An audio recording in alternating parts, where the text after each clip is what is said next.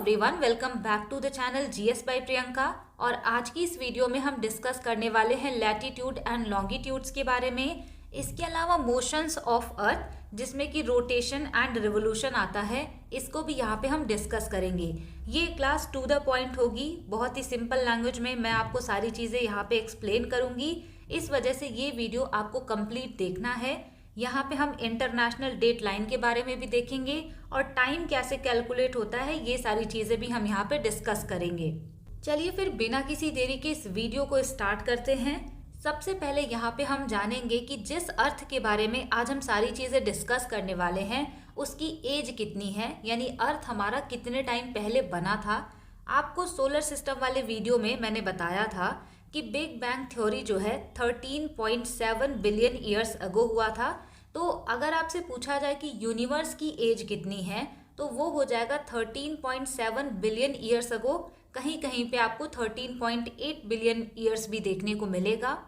यहाँ से आपको याद रखना है कि अर्थ की एज कितनी है, क्योंकि सीजीएल के एग्जाम में ये पूछा गया था। तो अर्थ की एज यहाँ पे है 4.5 बिलियन ईयर्स। और इसको अगर आपसे पूछा जाए कि कैसे निकाला गया था तो रेडियो एक्टिव डेटिंग से ये चीज़ें पता चली थी। अर्थ की एज को रेडियो एक्टिव डेटिंग से निकाला गया था, लेकिन इसके अलावा भी बहुत सारी टेक्निक्स ऐसी हैं जिससे कि किसी भी चीज़ की एज कैलकुलेट की जा सकती है, जैसे कि पोटेशियम आर्गन मेथड है, क्लोरीन 36 डेटिंग मेथड है, कार्बन डेटिंग है। तो ये सारी चीज़ें आती हैं जो कि बहुत ही इम्पॉर्टेंट हैं किसी भी चीज़ की डेट निकालने के लिए, लेकिन आपको यहाँ पे केवल अर्थ का याद रखना है। इसके बाद यहाँ पे हम बात करेंगे शेप ऑफ अर्थ, यानी कि हमारा जो अर्थ है इसकी शेप क्या है, इसका आकार कैसा है। तो इसके लिए आपको याद रखना है कि अर्थ जो है परफेक्ट राउंड शेप में नहीं होता। जब हम छोटे होते हैं ना तो हमें लगता है कि अर्थ ऐसे परफेक्ट राउंड शेप का होगा, लेकिन वो ऐसा नहीं होता है। आप ये जो इमेज देख रहे हैं ना, यही है हमारे अर्थ का शेप, रियल वाला। इसके लिए अलग से नाम दिया गया है, इसको आपको याद रखना है कि अर्थ की शेप है जियोइड, या फिर इसी को हम ओब्लेट स्फेरॉइड कहते हैं। यहाँ पे आप देख पा रहे होंगे ये जो हमारा अर्थ है इसकी शेप ना बहुत यूनिक है, इसी वजह से इसका अलग से नाम रखा गया है जियोइड और ओब्लेट स्फेरॉइड। इसका मतलब होता है कि टॉप पर थोड़ा सा फ्लैट होगा यानी कि चपटा होगा, और बीच में बल्ज होगा यानी उभार होगा। तो ये एक यूनिक शेप है और यूनिक नाम है। इसके बाद आपको अर्थ के रेडियस और सरकमफेरेंस के बारे में जानना है। अब जब भी आप अर्थ का रेडियस एंड सरकमफेरेंस पढ़ेंगे तो आपको दो तरीके का यहाँ पे रेडियस और सरकमफेरेंस देखने को मिलेगा। अब ऐसा इसलिए होता है क्योंकि हमारे अर्थ का जो शेप है ना वो यूनिक है, यानी वो ऊपर से थोड़ा सा चपटा है और बीच में थोड़ा सा उभरा हुआ है। तो इसी वजह से इनके रेडियस और सरकमफेरेंस में डिफरेंस होता है। यहाँ पे आप देख पा रहे होंगे ये है पोलर रेडियस, और पोलर रेडियस कितना है 6357 किलोमीटर। वहीं पर अगर हम इक्वेटोरियल रेडियस की बात करें यहाँ पे तो ये है 6378 किलोमीटर। लेकिन अगर आपसे एग्जाम में पूछा जाए कि अर्थ का रेडियस कितना है तो आप एवरेज वाला आंसर मार्क करेंगे। 6371 किलोमीटर जो है एवरेज इसका रेडियस माना गया है। इसके बाद हम जब सरकमफेरेंस की बात करेंगे तो यहाँ पे भी हम पोलर सरकमफेरेंस और इक्वेटोरियल सरकमफेरेंस दोनों को देखेंगे। पोलर सरकमफेरेंस है 40,007 किलोमीटर्स, इक्वेटोरियल सरकमफेरेंस ज़्यादा है 40,075 किलोमीटर्स। लेकिन एग्जाम में अगर आपसे पूछ लिया जाए तो आप आंसर मार्क करेंगे 40,040 किलोमीटर्स जो है अर्थ का हमारे सरकमफेरेंस है। ये पोल्स क्या होते हैं, इक्वेटर क्या होता है, ये अभी हम लैटिट्यूड एंड लॉन्गिट्यूड्स में डिस्कस करेंगे। इसके पहले आपको जानना है रोटेशन एंड रिवोल्यूशन के बारे में, और इसके लिए आपको एक एनिमेशन देखना है जिससे आपको पता चलेगा कि रोटेशन एंड रिवोल्यूशन क्या होता है। यहाँ पे आप देख पा रहे होंगे ये जो हमारी अर्थ है ये सन के अराउंड इलिप्टिकल ऑर्बिट में ऐसे चक्कर लगा रही है। इसके अलावा आपको यहाँ पे ना एक येलो कलर का लाइन दिख रहा होगा जो कि अर्थ के बीच में है, ये अर्थ की एक्सिस होती है। जब अर्थ अपनी एक्सिस के अराउंड चक्कर लगाती है तो उसको रोटेशन कहते हैं, और जब ये सन के अराउंड ऐसे घूमती है तब उसको रिवोल्यूशन कहते हैं। अब चाहे रोटेशन हो चाहे रिवोल्यूशन हो, इनका बहुत ही इम्पॉर्टेंट कंट्रीब्यूशन होता है सीजन्स में, डेज एंड नाइट में। इस वाले एनिमेशन में आपको दिख रहा होगा कि अर्थ जैसे जैसे रिवोल्यूशन कर रही है वैसे वैसे यहाँ पे सीजन चेंज हो रहे हैं। यहाँ पे स्प्रिंग है, यहाँ पे समर, यहाँ पे ऑटम सीजन आ गया और यहाँ पे विंटर। तो सीजन में बहुत बड़ा योगदान होता है रिवोल्यूशन का। अगर आपसे पूछे डेज एंड नाइट क्यों होता है, तो वो होता है रोटेशन की वजह से। आपको रोटेशन एंड रिवोल्यूशन समझ में आ गया होगा देखने के बाद। अब यहाँ पे हम इसको डिस्कस करते हैं कि जब हमारी अर्थ सन के अराउंड इलिप्टिकल ऑर्बिट में चक्कर लगाती है तब उसको हम कहते हैं रिवोल्यूशन, और इसकी वजह से सीजन चेंज होता है। यानी कभी विंटर आया, कभी स्प्रिंग आया, कभी ऑटम सीजन है। तो ये सारी चीज़ें रिवोल्यूशन की वजह से होती हैं। इसके अलावा ये जो अर्थ है ना, ये अपने एक्सिस के अलॉन्ग भी घूमती है।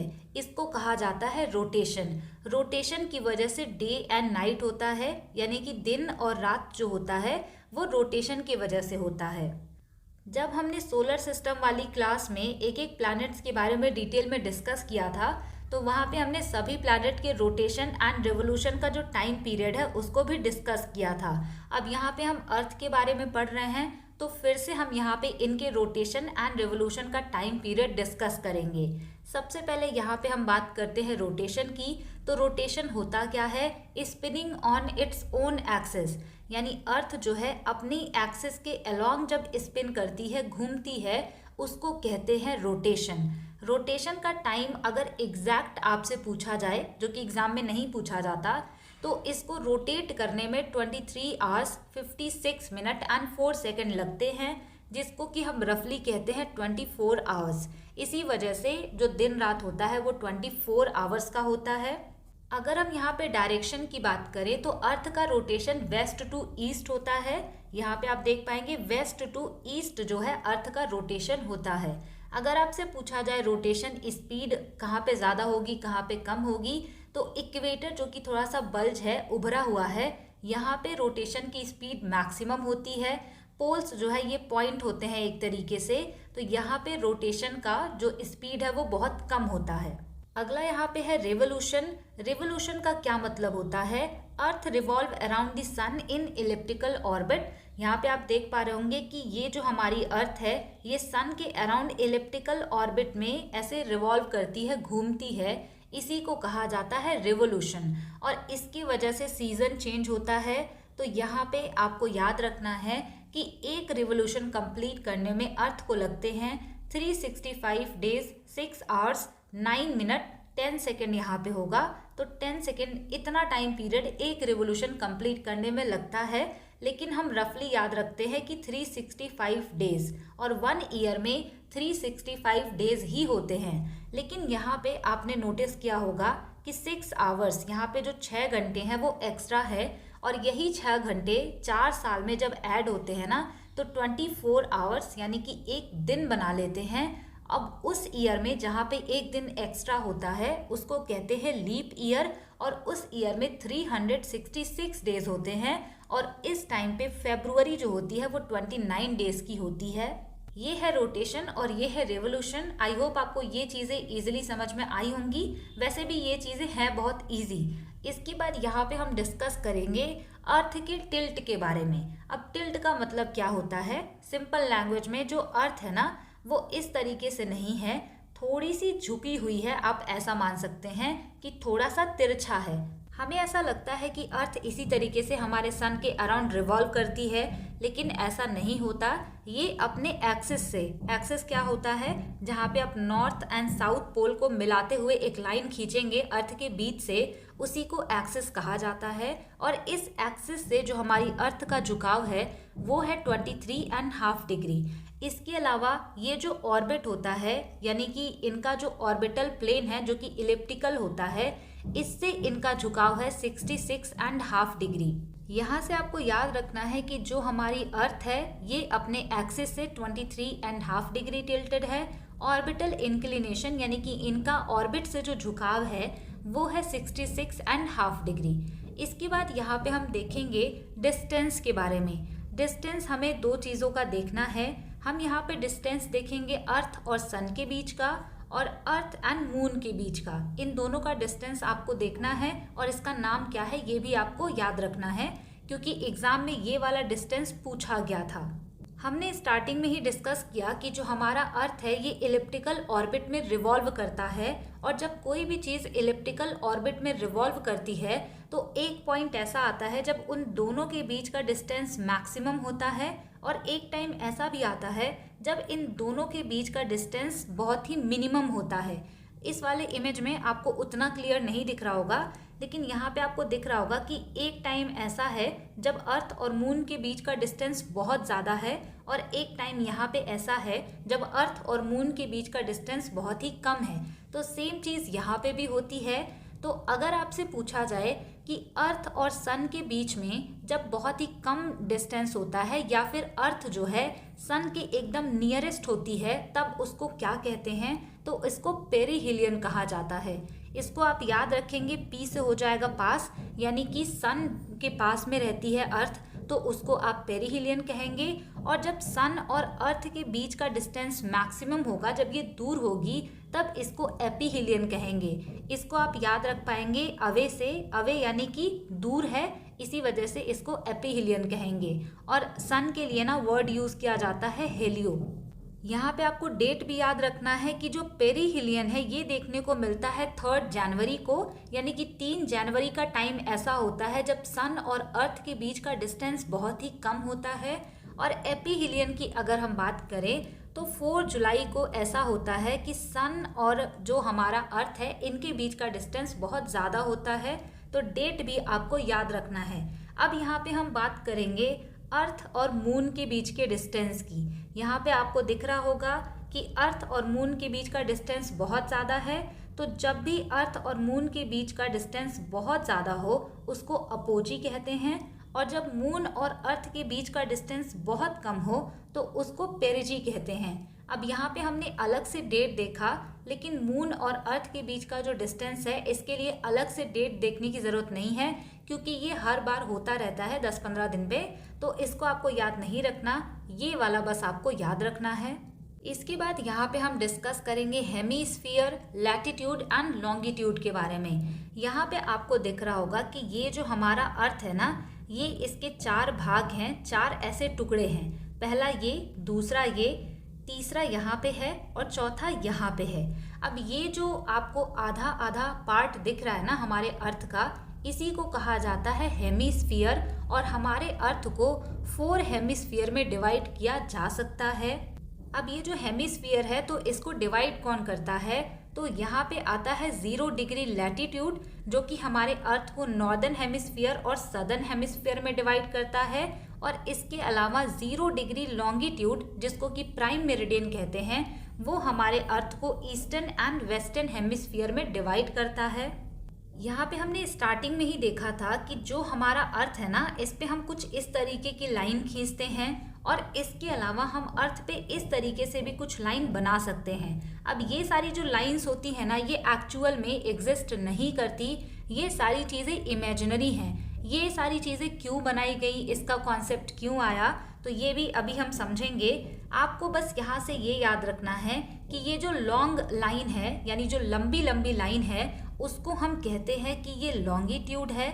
इसके अलावा आप यहाँ पे देख पा रहे होंगे कि इस तरीके की जो लाइन है जो हमारे ग्लोब पे बनाई जाती हैं, इसको हम लैटिट्यूड कहते हैं। तो ये लेटी हुई है, इस वजह से ये लैटिट्यूड आप याद रख पाएंगे, और ये लॉन्ग है यानी लंबी है, तो ये होता है लॉन्गिट्यूड। अब हम यहाँ पे समझेंगे कि लैटिट्यूड एंड लॉन्गिट्यूड क्यों ज़रूरी है, इसको बनाने की नीड क्यों पड़ी। तो इसका सिंपल सा आंसर ये है, एग्जैक्ट लोकेशन को जानने के लिए लैटिट्यूड एंड लॉन्गिट्यूड दोनों का होना ज़रूरी है। आपने मैथमेटिक्स में पढ़ा होगा कोऑर्डिनेट ज्योमेट्री, वहाँ पे भी हम एक्स और वाई जो पॉइंट होते हैं उनको पढ़ते हैं ना, तब हमें किसी चीज़ का एग्जैक्ट लोकेशन पता चलता है। तो सेम इसी तरीके से हमारे अर्थ पे भी लैटिट्यूड एंड लॉन्गिट्यूड बनाया गया वर्ल्ड मैप पे, ताकि हमें जो किसी भी लोकेशन है उसका एग्जैक्ट पता चल सके। हमारे अर्थ को जो 4 हेमिस्फीयर्स में डिवाइड किया गया है, northern hemisphere, southern hemisphere, eastern hemisphere and western hemisphere, इसको भी बहुत ज़्यादा इम्पोर्टेंट माना जाता है। मान लीजिए आप कहीं पे नॉर्दर्न हेमिस्फीयर में हैं, मान लीजिए आप इस लोकेशन पे हैं, और आपने किसी से कहा कि मैं इस एग्जैक्ट लोकेशन पे हूँ, लेकिन अगर आपने उसको ये नहीं बताया कि आप ईस्टर्न हेमिस्फीयर में हैं या फिर वेस्टर्न हेमिस्फीयर में हैं, तब भी कन्फ्यूज़न क्रिएट होगी। वहीं पर अगर मान लीजिए आप सदर्न हेमिस्फीयर में हैं और आपने ये नहीं बताया कि ईस्ट में हैं या फिर वेस्ट में हैं, तब भी कन्फ्यूज़न होगी। सेम इसी तरीके से अगर हमारा अर्थ जो है यहाँ पे केवल ईस्टर्न और वेस्टर्न हेमिस्फीयर होता, तब भी कन्फ्यूज़न होती। मान लीजिए आप यहाँ पे होते ईस्टर्न हेमिस्फीयर में, तो आप बता ही नहीं पाते ना कि आप ऊपर की तरफ हैं या नीचे की तरफ हैं। तो इस वजह से यहाँ पे चाहे हेमिस्फीयर हो, चाहे लैटिट्यूड हो, लॉन्गिट्यूड हो, सबकी इम्पोर्टेंस है लोकेशन बताने के लिए। इसके बाद यहाँ पे हम पर्टिकुलरली डिस्कस करेंगे लैटिट्यूड के बारे में। लैटिट्यूड का मतलब यहाँ पे आपको ये जो पैरेलल्स दिख रहे हैं इस तरीके से हमारे ग्लोब पे, इन्हीं को हमने कहा लैटिट्यूड। ये जो लैटिट्यूड है ये एक दूसरे के पैरेलल होती हैं, इसी वजह से इसको पैरेलल्स के नाम से भी जानते हैं। और अगर आपसे पूछा जाए कि ये किस डायरेक्शन से किस डायरेक्शन में जाती हैं, तो ये ईस्ट से वेस्ट डायरेक्शन में रन करती हैं, यानी ईस्ट से वेस्ट डायरेक्शन में ये होती हैं। और अगर आपसे पूछा जाए कि लैटिट्यूड का काम क्या होता है, तो लैटिट्यूड जो है नॉर्थ या फिर साउथ के डिस्टेंस को बताती हैं इक्वेटर से। अब ये इक्वेटर क्या है, तो जो हमारा ये लैटिट्यूड होता है ना 0 डिग्री वाला, इसको अलग से नाम दिया गया है इक्वेटर। इक्वेटर क्यों? क्योंकि ये हमारे अर्थ को 2 बराबर भागों में डिवाइड करती हैं, जिसको कि हम कहते हैं northern hemisphere and southern hemisphere. यहाँ पे आपने देखा ये है नॉर्दर्न हेमिस्फीयर, ये है सदर्न हेमिस्फीयर। तो इसके बीच में ये आपको जो गैप दिख रहा है ना, जिसने इनको डिवाइड किया है, उसी को हम कहते हैं इक्वेटर। तो इसको आपको याद रखना है कि 0 डिग्री लैटिट्यूड जो है इसी को इक्वेटर कहा गया है। नेक्स्ट पॉइंट यहाँ पे है कि ये जो लैटिट्यूड्स होती हैं ये प्राइम मेरिडियन को राइट एंगल्स पे क्रॉस करती हैं। प्राइम मेरिडियन ऐसे होता है, तो आप यहाँ पे देखेंगे कि जो लैटिट्यूड है और प्राइम मेरिडियन, इनके बीच 90 डिग्री का एंगल होता है। तो लैटिट्यूड जो होती हैं ये प्राइम मेरिडियन को राइट एंगल पे क्रॉस करती हैं। एक चीज़ आपको यहाँ से ये भी याद रखना है, जो कि आप इमेज में भी देख पाएंगे, कि आप जैसे जैसे इक्वेटर से ऊपर के लैटिट्यूड्स पे जाएंगे तो इनका लेंथ छोटा होता जाएगा और नॉर्थ पोल पे ये एकदम पॉइंट के जैसा हो जाएगा। सेम ऐसा नीचे भी होता है। जब आप इक्वेटर से नीचे की तरफ जाएंगे, यानी कि साउथ पोल की तरफ जाएंगे, तो वहाँ पे भी इनका जो लेंथ है ना वो छोटा होता जाएगा, और जब आप साउथ पोल पे पहुँचेंगे तो पॉइंट के जैसा हो जाएगा। तो ये सारी इंपॉर्टेंट चीज़ें हैं लैटिट्यूड्स के बारे में। इसके अलावा एक क्वेश्चन ये भी आता है कि इसमें ना टोटल कितनी लैटिट्यूड्स होती हैं। तो इसमें टोटल लैटिट्यूड अगर आपसे पूछा जाए तो वो हो जाएगा 181। अब आप सोचेंगे कि 181 लैटिट्यूड्स कैसे हो सकती हैं। जैसे जैसे आप इक्वेटर की ऊपर की तरफ जाएंगे नॉर्थ पोल तक, तो यहाँ पे आपको 90 लैटिट्यूड्स मिलेंगे, और नीचे आप साउथ पोल पे जाएंगे तब भी आपको 90 लैटिट्यूड्स मिलेंगे। तो 90 + 90 तो 180 लैटिट्यूड होंगे। तो ये एक एक्स्ट्रा कहाँ से है, तो एक्स्ट्रा ये वाला है जिसको आपने काउंट नहीं किया। ये जो 0 डिग्री है जिसको इक्वेटर कहते हैं, ये भी तो लैटिट्यूड ही है ना। तो 181 टोटल लैटिट्यूड्स होते हैं।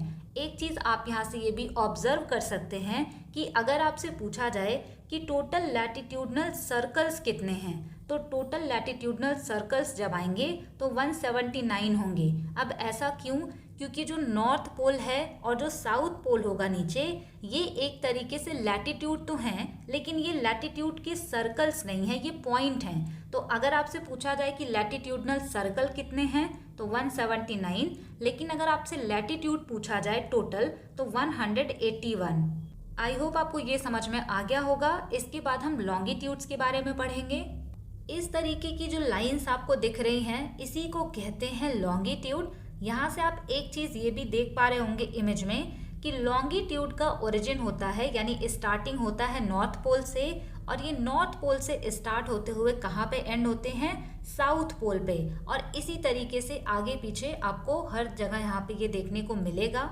लॉन्गिट्यूड्स जो होते हैं इनको मेरिडियन कहते हैं। और अगर आपसे पूछा जाए कि ये किस डायरेक्शन से किस डायरेक्शन में होती हैं, तो नॉर्थ डायरेक्शन से लेके साउथ डायरेक्शन में ये जाती हैं। अगर आपसे पूछा जाए कि इनका काम क्या होता है, इनका क्या इंपॉर्टेंस है, तो ये क्या करती हैं, हमारे अर्थ पे ईस्ट या फिर वेस्ट का जो डिस्टेंस है वो मेज़र करने में हेल्प करती हैं। यानी प्राइम मेरिडियन से कितनी ईस्ट और प्राइम मेरिडियन से कितना वेस्ट कोई चीज़ है, इसको लोकेट करने में मेरिडियंस हमारी हेल्प करती हैं। नेक्स्ट पॉइंट यहाँ पे लिखा है, they cross the equator eight right angles. तो यहाँ पे होता है 0 डिग्री का इक्वेटर और यहाँ पे है प्राइम मेरिडियन जो कि 0 डिग्री का लॉन्गिट्यूड है। ये एक दूसरे को 90 डिग्री पे क्रॉस करती हैं। लॉन्गिट्यूड जो होते हैं ये लेंथ में इक्वल होते हैं क्योंकि एक जगह से स्टार्ट हो रहे हैं और एक ही जगह पे जाके ये ख़त्म होते हैं, जबकि लैटिट्यूड जो होते हैं वो पोल्स की तरफ पे छोटे होते जाते हैं, लेकिन ये लेंथ में इक्वल होंगे। इसके अलावा लास्ट पॉइंट यहाँ पे ये लिखा है कि जो हमारे लॉन्गिट्यूड्स होते हैं ये हमारे अर्थ को 2 बराबर भागों में डिवाइड करते हैं। यानी कि आप यहाँ से कट लगाइए तब भी हमारे अर्थ के 2 बराबर भाग होंगे, यहाँ से आप इसको कट करिए तब भी ये बराबर ही होंगे। इसको आप थोड़ा सा 3D में इमेजिन कीजिएगा। मान लीजिए एक वाटरमेलन है, उसको आप इस तरीके से कट करेंगे तब भी यहाँ पे 2 भागों में डिवाइड होगा, इक्वल इक्वल। इधर से कट करेंगे तब भी ये 2 भागों में डिवाइड होगा। तो ये जो हमारे लॉन्गिट्यूड्स होते हैं ना, ये पूरे अर्थ को 2 बराबर भागों में डिवाइड करते हैं। यहाँ से आप ये भी याद रखेंगे कि टोटल लॉन्गिट्यूड्स अगर आपसे पूछा जाए तो वो 360 होंगे। अब ये कैसे होते हैं, तो यहाँ पे है 0 डिग्री का लॉन्गिट्यूड जिसको कि प्राइम मेरिडियन कहते हैं। इसके आप ईस्ट में जाएंगे तो 180 आपको यहाँ पे लॉन्गिट्यूड्स देखने को मिलेंगे और इसके वेस्ट में जाएंगे तब भी 180 यहाँ पे आपको लॉन्गिट्यूड्स देखने को मिलेंगे। उसको आप प्लस करेंगे तो 360 होगा। अब यहाँ पे आपको एक सवाल ये भी आ रहा होगा कि इक्वेटर को हमने अलग से काउंट किया था तो प्राइम मेरिडियन को अलग से काउंट क्यों नहीं किया। तो ऐसा इसलिए नहीं किया क्योंकि ये जो 0 डिग्री का प्राइम मेरिडियन है ये पीछे जाके 180 डिग्री का प्राइम मेरिडियन होगा, तो इसको तो हमने काउंट कर लिया ना, तो 0 डिग्री प्राइम मेरिडियन को अलग से काउंट नहीं करते। यहाँ पे आपको एक इम्पॉर्टेंट पॉइंट ये याद रखना है कि अगर आपसे पूछा जाए कि 1 डिग्री लैटिट्यूड के बीच का एक्चुअल डिस्टेंस कितना होता है, तो वो होता है 111 किलोमीटर्स। इसका मतलब ये है कि अगर आप 30 डिग्री लैटिट्यूड से 31 डिग्री के लैटिट्यूड पे जाएंगे तो इनके बीच आपको 111 किलोमीटर्स का डिस्टेंस ट्रेवल करना होगा। यहाँ पे भी वही चीज़ है, अगर आपसे पूछा जाए कि 1 डिग्री लॉन्गिट्यूड के बीच का डिस्टेंस कितना होगा तो एवरेज होता है 111.32 किलोमीटर्स। अब यहाँ पे इनके बीच का जो डिस्टेंस है वो थोड़ा बहुत वेरी करता है क्योंकि यहाँ पे डिस्टेंस थोड़ा सा कम होगा, बीच में डिस्टेंस इनके बीच का ज़्यादा होता है। तो आपको याद रखना है लैटिट्यूड्स वाला। आपने लैटिट्यूड्स एंड लॉन्गिट्यूड्स पढ़ लिया। अब यहाँ पे हम कुछ इंपॉर्टेंट लैटिट्यूड्स के नाम याद रखेंगे जो कि एग्जाम पॉइंट ऑफ व्यू से इम्पॉर्टेंट है। सबसे पहले आपको याद रखना है 0 डिग्री लैटिट्यूड के बारे में। अब ये इम्पॉर्टेंट इस वजह से है क्योंकि ये हमारे अर्थ को 2 इक्वल पार्ट्स में डिवाइड करता है और ये होता है इक्वेटर। इसके अलावा आपको यहाँ पे दिख रहा होगा 23.5 डिग्री नॉर्थ, यानी ये नॉर्थ में है इसी वजह से यहाँ पे N लिखा हुआ है। इसको कहते हैं ट्रॉपिक ऑफ कैंसर, हिंदी में इसको कर्क रेखा कहते हैं। अगला यहाँ पे आता है 66.5 डिग्री नॉर्थ, इसको हम आर्कटिक सर्कल कहते हैं। यहाँ पे हम देखेंगे साउथ में तो यहाँ पे आता है 23.5 डिग्री साउथ जिसको कि ट्रॉपिक ऑफ कैप्रिकॉर्न कहते हैं। और यहाँ पे है 66.5 डिग्री साउथ जिसको अंटार्कटिक सर्कल कहते हैं। अब ये सारे लैटिट्यूड्स इंपॉर्टेंट क्यों हैं, तो ये जब आप हीट जोन ऑफ अर्थ पढ़ेंगे तब आपको यहाँ पे पता चलेगा कि ये इम्पॉर्टेंट क्यों हैं। इसको भी हम यहीं पे पढ़ेंगे। यहाँ पे आपको दिख रहा होगा कि इस जगह पे है हमारा इंडिया और इसके बीच से पास करता है 23.5 डिग्री नॉर्थ वाला जो ट्रॉपिक ऑफ कैंसर है। तो एग्जाम में कई बार पूछा जाता है कि ट्रॉपिक ऑफ कैंसर जो है ये इंडिया में कहाँ कहाँ से पास करता है।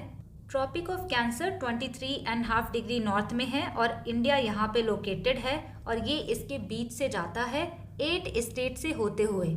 तो इसको याद रखने की ये ट्रिक है, इससे आप याद रख पाएंगे। अदरवाइज आप मैप में भी इसको देख सकते हैं। गुजरात, राजस्थान में थोड़ा सा, इसके अलावा मध्य प्रदेश, छत्तीसगढ़ यहाँ पे, उसके अलावा यहाँ पे है झारखंड, त्रिपुरा, वेस्ट बंगाल, मिजोरम। तो यहाँ से होते हुए ट्रॉपिक ऑफ कैंसर पास होता है। अब हम यहाँ पे देखते हैं कि जो ट्रॉपिक ऑफ कैंसर है इनका इम्पोर्टेंस क्या है। तो यहाँ पे आप देख पा रहे होंगे ये है सन और यहाँ से जो सनलाइट आती है अर्थ पे तो इस तरीके से आती है। अब यहाँ पे आप एक चीज़ ये भी देख पा रहे होंगे कि ये जो डायरेक्ट सनलाइट है ना, ये इस एरिया में ज़्यादा पड़ती है, तो इसको कहा जाता है टॉरिड जोन। और ये एरिया कहाँ से कहाँ तक है, तो जो हमारा tropic of cancer and tropic of capricorn है ना, इसके बीच का जो एरिया है, यहाँ पे डायरेक्ट सनलाइट रिसीव होती है, तो इस वजह से इसको कहा जाता है टॉरिड जोन। इसके अलावा इधर का जो एरिया आप देख पा रहे हैं, यहाँ पे स्लैंटिंग यानी कि तिरछी जो सनलाइट है वो यहाँ पे जाती है, तो इस एरिया को कहते हैं टेम्परेट जोन। अब अगर नॉर्थ में है तो नॉर्थ टेम्परेट जोन, अगर साउथ में है तो इसको साउथ टेम्परेट जोन कहते हैं। ये कहाँ से कहाँ तक होगा, तो नॉर्थ में जो ट्रॉपिक ऑफ कैंसर से लेके आर्कटिक सर्कल के बीच का एरिया है, वहाँ पे स्लैंटिंग रेज होती हैं, तो इसको कहते हैं टेम्परेट जोन। यहाँ पे ट्रॉपिक ऑफ कैप्रिकॉर्न से लेके अंटार्कटिक सर्कल तक के बीच का जो एरिया है, यहाँ पे स्लैंटिंग रेज आएंगी, तो इसको कहते हैं साउथ टेम्परेट जोन। अब यहाँ पे जो आप देख रहे हैं north pole and south pole, यहाँ पे सनलाइट रिसीव नहीं होती, इसी वजह से इसको कहते हैं फ्रिजिड जोन। यहाँ से आपको याद रखना है कि अर्थ के 3 इंपॉर्टेंट टेम्परेचर जोन होते हैं, torrid zone, temperate zone and frigid zone. अब यहाँ से आपको प्राइम मेरिडियन पढ़ना है। प्राइम मेरिडियन क्या है, ये एक लॉन्गिट्यूड है जो कि 0 डिग्री का लॉन्गिट्यूड है, इस वजह से इसको अलग से नाम दे दिया गया प्राइम मेरिडियन। अब ये जो प्राइम मेरिडियन है, यहाँ से टाइम डिसाइड होता है कि किस कंट्री में कितना टाइम होगा। प्राइम मेरिडियन क्या होता है, तो ये लॉन्गिट्यूड है 0 डिग्री वाला, जिसको हमने अलग से नाम दिया है। अब ये जो प्राइम मेरिडियन है, इससे टाइम डिसाइड होता है। यहाँ पे हम इसको समझेंगे कि कैसे ये सारी चीज़ें कैलकुलेट होती हैं। इसके लिए आपको 2 चीज़ें ध्यान में रखना है कि हमारी जो अर्थ है, इसका रोटेशन होता है वेस्ट से ईस्ट डायरेक्शन में, और 24 आवर्स लगते हैं एक रोटेशन कंप्लीट करने में। अब अगर कोई भी चीज़ है वो एक चक्कर लगाती है, तो कितना डिग्री वो मूव करेगी, 360 डिग्री, और इसी 360 डिग्री को हमारी अर्थ कवर करती है 24 आवर्स में। तो 1 घंटे में हमारी अर्थ कितना डिग्री घूमेगी, तो इसका आंसर आएगा 15 डिग्री। तो इसी वजह से कहा जाता है कि हर 15 डिग्री घूमने पर, यानी कि हर 15 डिग्री रोटेशन करने पर 1 घंटे का फर्क आ जाता है। यानी कि अगर आप 15 डिग्री के लैटिट्यूड पे खड़े हैं और आप 30 डिग्री के लैटिट्यूड पे जाएंगे, तो यहाँ पे अगर 1 बज रहा होगा ना, तो यहाँ पे 2 बज जाएंगे, क्योंकि जो 30 डिग्री वाला लैटिट्यूड है ये आगे मूव कर चुका है, इन्होंने सन को देख लिया है, यानी इनका टाइम 1 घंटे आगे चलेगा। सेम इसी तरीके से अगर मान लीजिए आप खड़े हैं 30 डिग्री के लैटिट्यूड पे और आप जाते हैं 45 डिग्री के लैटिट्यूड पे, तो यहाँ पे अगर 2 बज रहे हैं ना, तो यहाँ 3 बजेगा। तो ये तो हमने देखा कि 15 डिग्री मूव करने पे कितना फर्क आता है।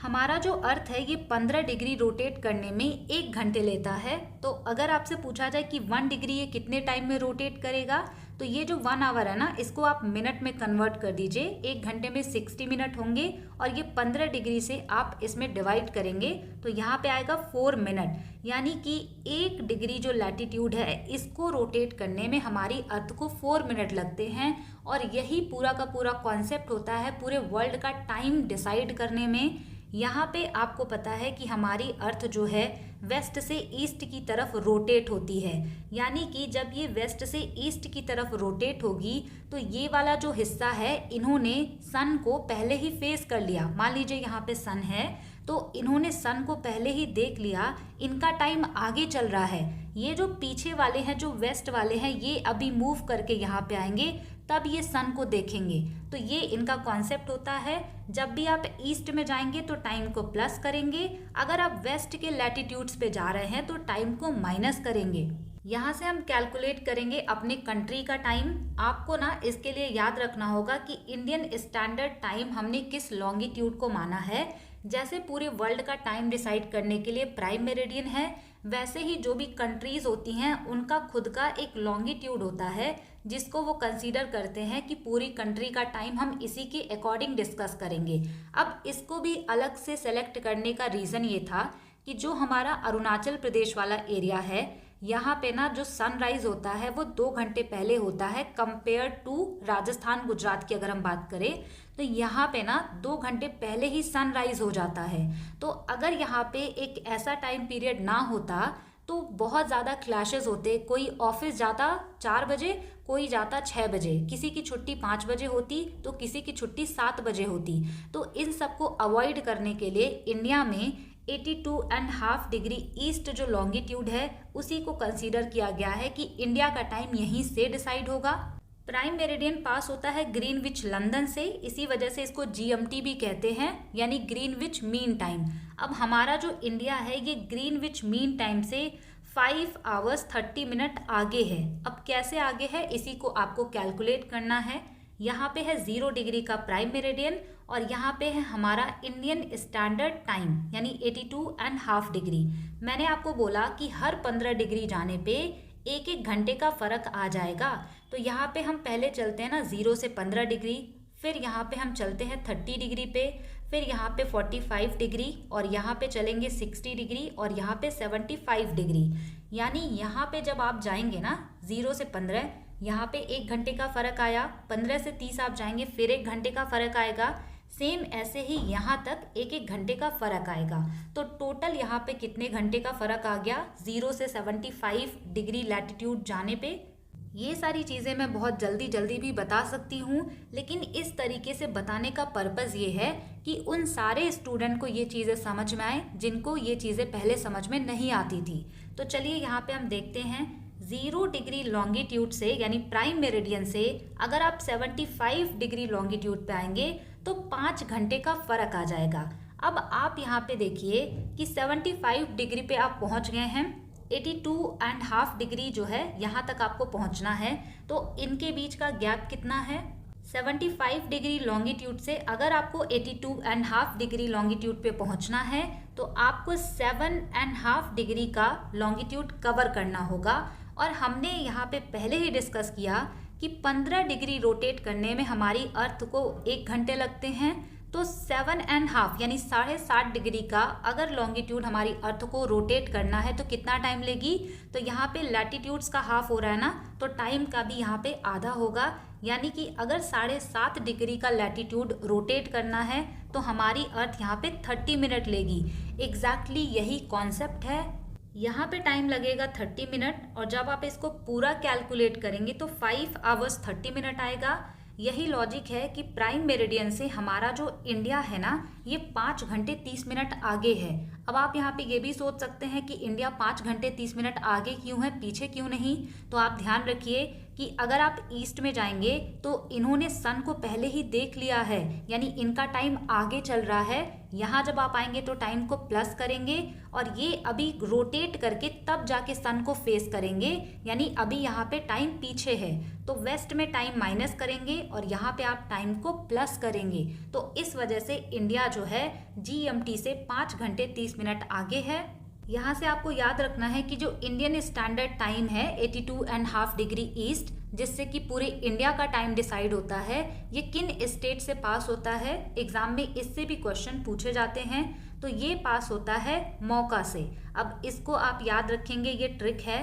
एम से यहाँ पे हो जाएगा मध्य प्रदेश, ओ से उड़ीसा, यू से हो जाएगा उत्तर प्रदेश, सी से यहाँ पे हो जाएगा छत्तीसगढ़ और ए से हो जाएगा आंध्र प्रदेश। तो इतने स्टेट से होके ये पास होती है। एग्जाम में ये भी पूछा हुआ है।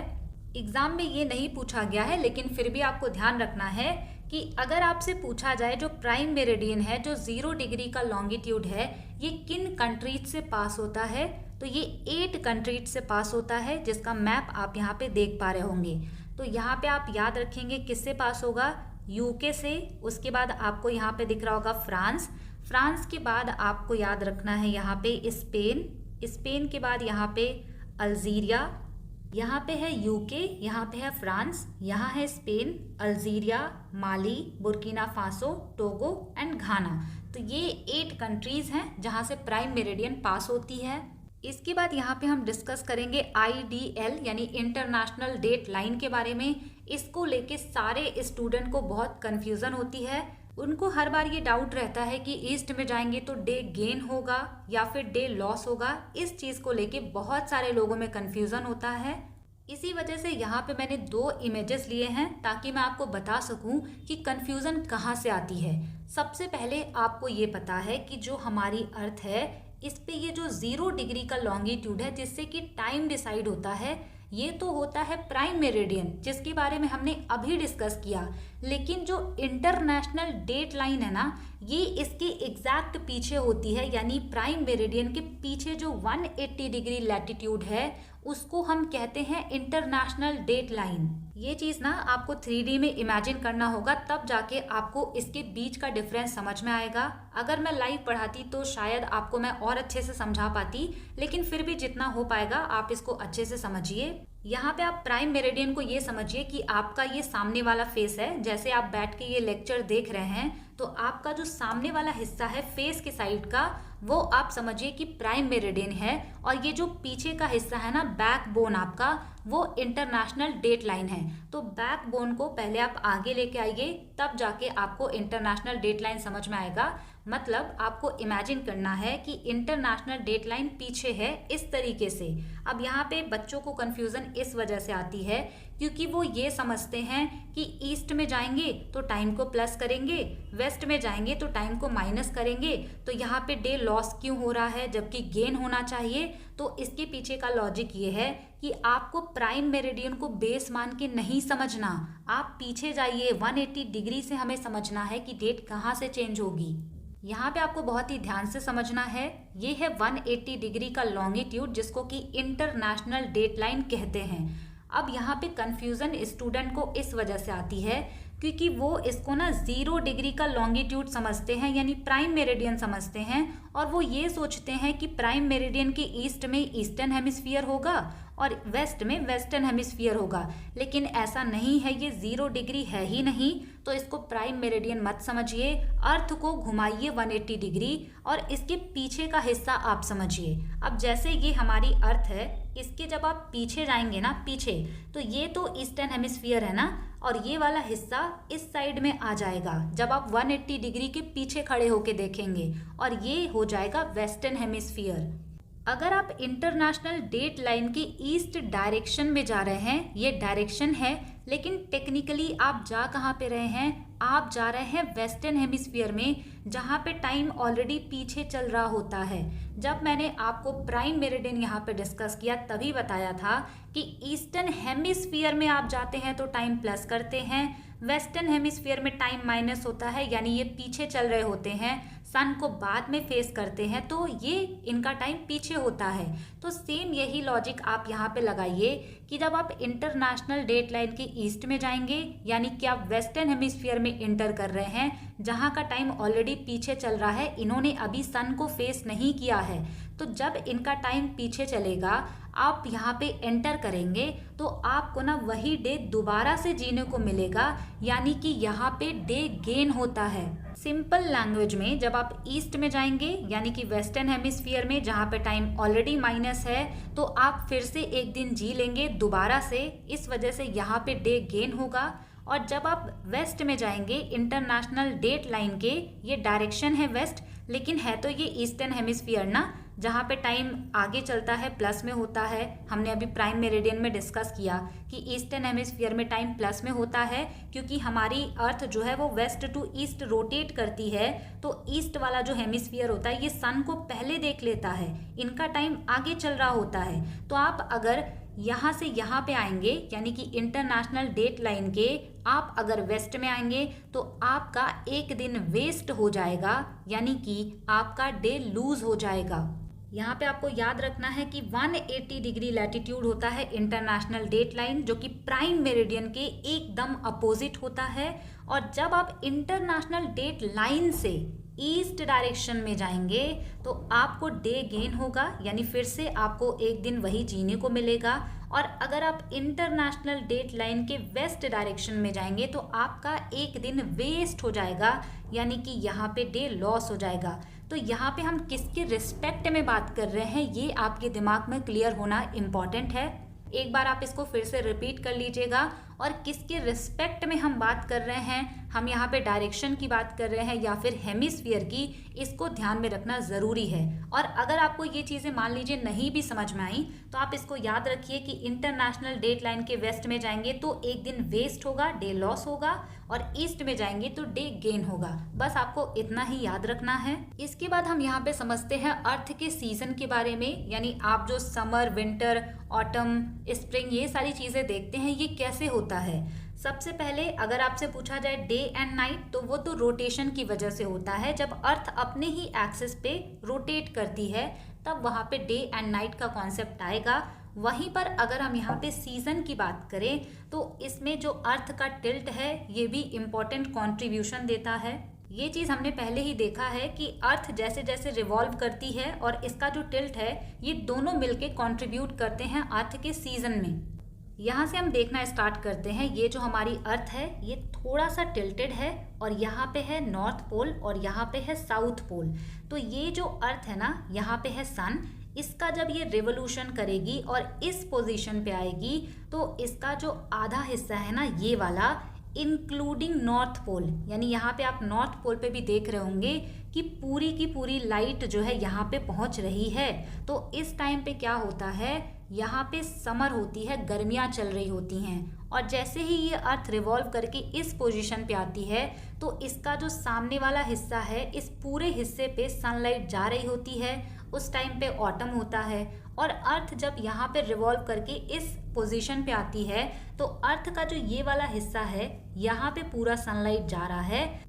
जब मार्च का टाइम चलता है तो अर्थ इस पोजीशन पे होती है और इस टाइम पे स्प्रिंग का टाइम होता है। बहुत ज़्यादा ना तो ठंडी होती है ना तो बहुत ज़्यादा गर्मी होती है, लेकिन हम कहाँ की बात कर रहे हैं, नॉर्दर्न हेमिस्फीयर की, क्योंकि हम भी उसी में आते हैं। यहाँ पे आप देख पा रहे होंगे ये जो पीछे वाला हिस्सा है ना ये सदर्न हेमिस्फीयर है, तो यहाँ पे उस टाइम पे स्प्रिंग नहीं होगा। नॉर्दर्न हेमिस्फीयर में स्प्रिंग का टाइम होगा क्योंकि वहाँ पे सनलाइट रिसीव होगी। यहाँ से आपको ये भी देखना है कि नॉर्थ पोल पे कंटिन्यूअस 6 मंथ के लिए डे होता है और कंटिन्यूअस 6 मंथ के लिए वहाँ पे नाइट होती है, यानी 6 महीने दिन और 6 महीने रात होता है। ऐसा किस लिए, क्योंकि यहाँ पे आप देख पा रहे होंगे नॉर्थ पोल जो है इसको डायरेक्ट जो है सनलाइट मिल रहा है। अब अर्थ कितना भी रोटेट कर ले इसको सनलाइट मिलता रहेगा। तो जब यहाँ पे डे का टाइम होगा तो यहाँ पे जो साउथ पोल है यहाँ पे आपको नाइट का टाइम देखने को मिलेगा, यानी यहाँ पे 6 महीने रात होगा। यहाँ पे हमें समझना है सोलिस्टिस एंड इक्विनॉक्स के बारे में। सबसे पहले इक्विनॉक्स को समझेंगे। इक्विनॉक्स का मतलब होता है equal days and equal night. पूरे अर्थ पे 2 दिन ऐसा होता है जब equal days and equal night वाली कंडीशन आती है, उसी को कहते हैं इक्विनॉक्स। अब ये इक्विनॉक्स वर्नल भी होता है, यानी स्प्रिंग के टाइम पे भी होता है, ऑटम के टाइम पे भी होता है। इसका डेट आपको याद रखना है। और वो क्यों होता है वो आपको इमेज से दिख रहा होगा कि अर्थ जब इस पोजीशन पे होगी और इस पोजीशन पे, तो अर्थ पे ना इक्वल सनलाइट रिसीव होती है, equal days and equal night होते हैं। Winter solstice and summer solstice में ये देखना होता है कि tropic of cancer and tropic of capricorn पे डायरेक्ट सनलाइट कब जाती हैं। यहाँ पे क्या होता है, कभी डेज ज़्यादा लंबी होंगी, नाइट यहाँ पे छोटा होगा, या फिर नाइट ज़्यादा लंबा होगा और डे छोटा होगा। तो ये सोलिस्टिस का कंडीशन होता है। सोलिस्टिस में आपको याद रखना है समर सोलिस्टिस ये होता है 21 जून को। 21 जून को जो वर्टिकल सन रेज होता है वो डायरेक्ट ट्रॉपिक ऑफ कैंसर पे पड़ता है। जून का टाइम आप यहाँ पे देख पाएंगे। जून के टाइम में जो ट्रॉपिक ऑफ कैंसर होता है ना, यहाँ पे डायरेक्ट सनलाइट पड़ती है। तो इसमें ना एक कंडीशन ये बनती है कि नॉर्दर्न हेमिस्फीयर में बहुत ज़्यादा हीट मिलती है, बहुत ज़्यादा सनलाइट मिलती है, और जो हमारा नॉर्थ पोल है वहाँ पे भी 6 महीने के लिए कंटिन्यूअसली डे रहता है। तो इस कंडीशन को समर सोलिस्टिस कहते हैं। यहाँ पे देखिए ट्रॉपिक ऑफ कैंसर पे डायरेक्ट लाइट पड़ेगी, नॉर्दर्न हेमिस्फीयर में ज़्यादा लाइट पड़ेगी, नॉर्थ पोल पे भी कंटिन्यूअसली 6 मंथ के लिए डे रहेगा, यानी कि उजाला रहेगा। यही कंडीशन होती है समर सोलिस्टिस की, और ये होता है 21 जून को। कभी कभार इसको कर्क संक्रांति भी कह देते हैं। अब हम यहाँ पे देखते हैं विंटर सोलिस्टिस। विंटर सोलिस्टिस जो होता है इसको हिंदी में शीतकाल अयनांत कहते हैं। इसमें क्या होता है, इसमें ट्रॉपिक ऑफ कैप्रिकॉर्न पे डायरेक्ट सनलाइट पड़ती है। सदर्न हेमिस्फीयर को ज़्यादा लाइट मिलती है और साउथ पोल पे 6 मंथ के लिए कंटिन्यूअसली सन रेज मिलती हैं, यानी वहाँ पे अब 6 महीने के लिए दिन होता है। इसका भी आप इमेज में देख सकते हैं। ये है दिसंबर वाला टाइम जहाँ पे विंटर सॉलिस्टिस होता है, और ये आपको दिख रहा होगा कि इसमें जो ट्रॉपिक ऑफ कैप्रिकॉर्न है इसको डायरेक्ट सनलाइट मिलेगा, यानी कि सदर्न हेमिस्फीयर को ज़्यादा सनलाइट मिलेगा। और यहाँ पे आप देख पा रहे होंगे ये है साउथ पोल, यहाँ पे 6 मंथ के लिए सन रेज पड़ती हैं, उजाला रहता है। ये कंडीशन होती है विंटर सॉलिस्टिस की। इसको ना मकर संक्रांति भी कहते हैं, लेकिन एग्जैक्टली ये सही नहीं है। आपको सिर्फ इतनी चीज़ें याद रखनी है। विंटर सॉलिस्टिस 22 दिसंबर को होगा। ट्रॉपिक ऑफ कैप्रिकॉर्न पे डायरेक्ट सनलाइट जाएंगी, यानी कि सदर्न हेमिस्फीयर ज़्यादा लाइट रिसीव करेगा, और कंटिन्यूअसली जो साउथ पोल है वहाँ पे दिन रहेगा 6 महीने के लिए, और यहाँ पे वही सारी कंडीशन रिवर्स होती हैं। इसके बाद यहाँ पे है इक्विनॉक्स। इक्विनॉक्स का मतलब ही होता है equal days and equal night. अब इक्विनॉक्स में क्या होता है, तो इक्वेटर पे डायरेक्ट सनलाइट पड़ती हैं, और ये कंडीशन 2 बार होती है। यहाँ पे है इक्वेटर डायरेक्ट सनलाइट, इसके अपोजिट में जो इक्वेटर होगा उसको भी डायरेक्ट सनलाइट मिलेगा, तो ये कंडीशन बनेगी इक्विनॉक्स में। इक्वेटर पे डायरेक्ट सनलाइट पड़ने की वजह से पूरा जो अर्थ है यहाँ पे equal day and equal night होगा। ये चीज़ अगर 21 मार्च को होती है तो उसको वर्नल इक्विनॉक्स कहते हैं। अब यहाँ पे आप इंडिया को इमेजिन कीजिए, मतलब हमारी कंट्री जो है इंडिया, इसको इमेजिन करिए आप। मार्च के टाइम पे क्या होता है, स्प्रिंग होता है, तो हम कहाँ पे आते हैं, नॉर्दर्न हेमिस्फीयर में। तो नॉर्दर्न हेमिस्फीयर में इस टाइम पे स्प्रिंग का सीजन रहेगा, सदर्न हेमिस्फीयर में ऑटम का सीजन रहेगा, तब जाके आता है वर्नल इक्विनॉक्स। ऑटम इक्विनॉक्स आता है 23 सितंबर को। उस टाइम पे नॉर्दर्न हेमिस्फीयर में ऑटम का सीजन होगा एंड सदर्न हेमिस्फीयर में स्प्रिंग का सीजन होगा। सारी इंपॉर्टेंट चीज़ें पढ़ने के बाद अब हम यहाँ पे देखेंगे solar Eclipse and lunar Eclipse, जो कि इम्पॉर्टेंट है, और यहाँ से ना फिक्स्ड पैटर्न के क्वेश्चन बनते हैं, उसको आपको यहाँ पे समझना है और याद रखना है। हिंदी में इसको सूर्य ग्रहण और चंद्र ग्रहण कहते हैं।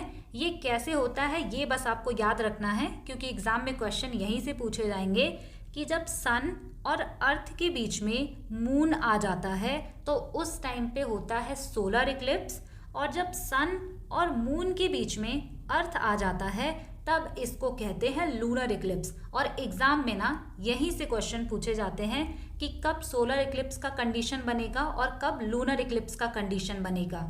सोलर इक्लिप्स जो होता है ये न्यू मून के टाइम पे होता है, यानी अमावस्या के टाइम पर, और लूनर इक्लिप्स का कंडीशन होता है पूर्णिमा यानी कि फुल मून के टाइम पर।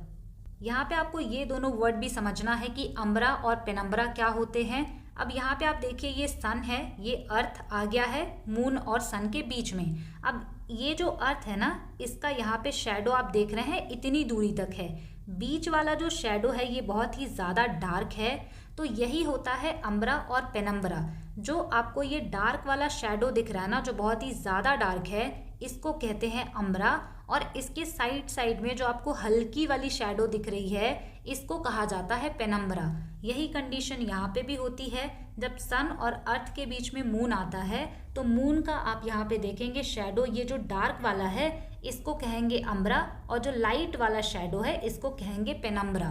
तो यहाँ पे मैं लिख दे रही हूँ, इसको आप याद रखिएगा। इसको आप याद रखिएगा कि जो डार्क वाला शैडो है वो अम्ब्रा होगा और जो लाइट वाला है वो पेनम्ब्रा होगा। सोलर इक्लिप्स में ये जो मून होता है ये सन की लाइट को ब्लॉक करता है अर्थ पे जाने से, और लूनर इक्लिप्स में अर्थ जो है ये सन की लाइट को ब्लॉक करता है मून पे जाने से। तो इसके बाद आपको देखना है कि ये जो सोलर इक्लिप्स है ये कितने टाइप्स के हैं। तो सोलर इक्लिप्स 3 टाइप्स का होगा, partial Eclipse, annular Eclipse and total Eclipse. तो जब कभी भी हमारा जो मून है वो सन और अर्थ के बीच में इस तरीके से आता है कि किनारे से थोड़ी सी लाइट आती है, यानी पूरी तरीके से ये सन की लाइट को ब्लॉक नहीं कर पाता, तब होता है पार्शियल सोलर इक्लिप्स। और इस तरीके से मून जब सन की लाइट को ब्लॉक करता है तब ये होता है एन्यूलर इक्लिप्स। और पूरी तरीके से जब ये मून अर्थ और सन के बीच में आ जाता है, यानी यहाँ पे सन है और अर्थ है, एकदम से बीच में जब मून आ जाता है तो सन की लाइट पूरी तरीके से ब्लॉक हो जाती है, तब होता है टोटल इक्लिप्स। ये चीज़ रिलेटेड है लूनर इक्लिप्स से। यहाँ पे जो मून है ना ये अलग अलग कलर का दिखाई देता है कुछ स्पेशल कंडीशंस में, तो उसी का नाम है। अगर रेड कलर का दिखाई दे रहा है तो इसको कहते हैं ब्लड मून। रेड मून या फिर ब्लड मून आपको तब देखने को मिलेगा जब टोटल लूनर इक्लिप्स हो, यानी पूरी तरीके से। सुपर मून आपको तब देखने को मिलेगा जब फुल मून के टाइम पर लूनर इक्लिप्स लगता है, तो हमारा जो मून है ना वो थोड़ा सा बड़ा और ब्राइट दिखने लगता है, उसी को सुपर मून कहते हैं। जब किसी भी मंथ में सेकंड फुल मून होता है तो वो थोड़ा सा ब्लू कलर का दिखाई देता है, उसी को ब्लू मून कहते हैं। तो यहाँ पे ये लूनर इक्लिप्स से रिलेटेड चीज़ है और ये है सोलर इक्लिप्स से रिलेटेड। हमने यहाँ पे जो सुपर मून डिस्कस किया वो इस तरीके से दिखता है। नॉर्मल कंडीशन में मून इस तरीके से दिखेगा, लेकिन जब पेरिजी वाली कंडीशन आती है, यानी कि अर्थ से बहुत ही ज़्यादा पास में जब मून होता है और उस टाइम पे जब लूनर इक्लिप्स लगता है तो मून थोड़ा सा बड़ा दिखाई देता है, यही है सुपर मून। लास्ट में आपको ओशियन टाइड्स के बारे में देखना है। जो हमारे ओशियंस होते हैं ना, उनका जो वाटर है ऊपर जाता है और नीचे गिरता है, इसी को कहते हैं टाइड्स। अब हाई टाइड भी आती हैं, लो टाइड भी आती हैं, और ये सारी चीज़ें क्यों आती हैं?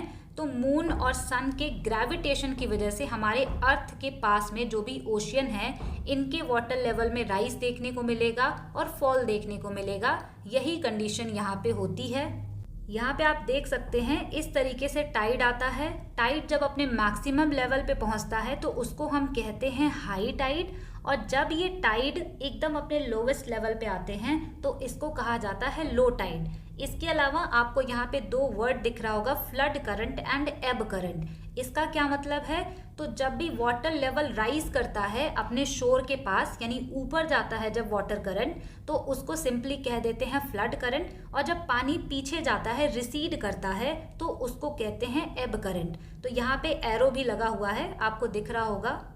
यहाँ पे जो टाइड है ये इसका मैक्सिमम लेवल है, और यहाँ तक जब वाटर लेवल पहुँचेगा तो हाई टाइड आएगा, और ये इसका लोवेस्ट लेवल है। यहाँ पे जब आएगा तो ये लो टाइड होगा, और ये इनका रेंज है, यानी हाई और लो के बीच इतना ही रहता है ये। और जब ये वाटर जो है, करंट जो है आगे जाएगा तो इसको कहेंगे फ्लड करंट, और जब ये अपने शोर से पीछे आएगा, इस तरीके से पानी जब रिसीड करेगा, तो इसको कहते हैं एब करंट। यहाँ से आपको ये याद रखना है कि इनका टाइप क्या होता है और ये कब होते हैं, क्योंकि इससे ना क्वेश्चन पूछा गया था एक बार। एक ही क्वेश्चन था, इस वजह से मैंने उसको यहाँ पे लिया नहीं। अगर वो क्वेश्चन मिलता है तो मैं आपको ज़रूर दिखाऊंगी। टाइड्स दो टाइप के होते हैं, स्प्रिंग टाइड और नीप टाइड। अब ये जो स्प्रिंग टाइड है ये कब आएगा? तो ये न्यू मून और फुल मून के टाइम पे आता है। यहाँ पे आप देख पा रहे होंगे न्यू मून का कंडीशन बनेगा, तब जाके यहाँ पे स्प्रिंग टाइड आएगा। और नीप टाइड की अगर हम बात करें तो ये तब होता है जब मून अपने फर्स्ट एंड थर्ड क्वार्टर में होता है। क्वेश्चन यहीं से पूछा गया था कि जब सन और मून राइट एंगल पे होते हैं तो किस तरह का टाइड आएगा। तो यहाँ पे आप देख पा रहे हैं ये है मून और ये है सन, और ये एक दूसरे के राइट एंगल पे हैं। तो जब भी सन और मून एक दूसरे के राइट एंगल पे होंगे तो उस टाइम पे नीप टाइड आएगा। अब नीप टाइड और स्प्रिंग टाइड में डिफरेंस क्या है? स्प्रिंग टाइड जो होता है ना, ये बहुत ही एक्सट्रीम होता है। एक्सट्रीम होने का मतलब कि अगर इस टाइम पे हाई टाइड आया तो हाईएस्ट आएगा, मतलब बहुत ज़्यादा आएगा, और अगर लो टाइड आया तो बहुत ही लोवेस्ट आएगा। वहीं पे ये जो नीप टाइड होता है ये आप एक तरीके से कह सकते हैं कि बहुत ही वीक होता है, यानी एवरेज टाइड यहाँ पे देखने को मिलेगा। और यहाँ पे आपको एक्सट्रीम देखने को मिलेगा, यानी ज़्यादा है तो बहुत ज़्यादा है, कम है तो बहुत कम है। ये चीज़ याद रखिएगा कि जब ये राइट एंगल पे होगा सन और मून, तब यहाँ पे नीप टाइड आएगा, और जब ये एक सीधे होंगे यानी एक स्ट्रेट लाइन में होंगे तो उस टाइम पे स्प्रिंग टाइड आएगा। ये थी आज की क्लास, और यहाँ पे हमने बहुत सारी चीज़ें डिस्कस की हैं। आई होप आपको सारी चीज़ें अच्छे से समझ में आई होंगी, और अगर आपने वीडियो को लास्ट तक देखा है तो कमेंट में अपना फीडबैक ज़रूर दीजिएगा। इसके अलावा जो प्रीवियस ईयर क्वेश्चन है इसके बारे में मैं आपको बता दूं कि जब भी 2-3 टॉपिक कंप्लीट होंगे तो हम एक ही साथ प्रीवियस ईयर क्वेश्चन करेंगे। इससे आपका रिवीजन भी हो जाएगा, और आपको प्रीवियस ईयर क्वेश्चन का टेंशन नहीं लेना है। उसको भी हम यहाँ पे डिस्कस करेंगे, चाहे पॉलिटी के PYQs हो, चाहे आपका ज्योग्राफी का PYQs हो, सब यहाँ पे कंप्लीट होगा। अगर आपने वीडियो को लास्ट तक देखा है तो thanks for watching, stay tune, keep learning, keep working hard.